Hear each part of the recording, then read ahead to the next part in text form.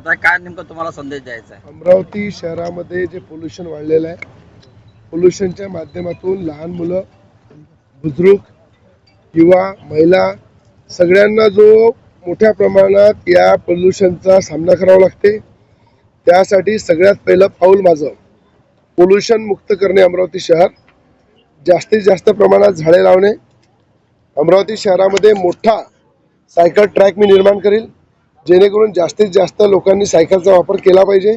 Cycle ट्रॅकच्या माध्यमातून त्यांनी रोज ते सायकल चालवली पाहिजे आणि जेवढ्या मोठ्या प्रमाणात पोल्युशनच्या गाड्या मोठ्या धूळ जे फेकतात त्या धूळवाल्या गाड्या कमी करणे, धुळीच्या माध्यमातून होणारं शहराचं नुकसान, जनतेचं होणारं आरोग्य, खराब होणारं आरोग्य, याच्यासाठी पोल्युशन मुक्त करणे आणि जास्तीत जास्त झाडं शहरामध्ये लावणे हे सगळ्यात पहिलं विकासाचं पाऊल अमरावती शहराचं माझं राहणार आहे। विकासाची ब्ल्यूप्रिंट माझ्याजवळ तयार आहे।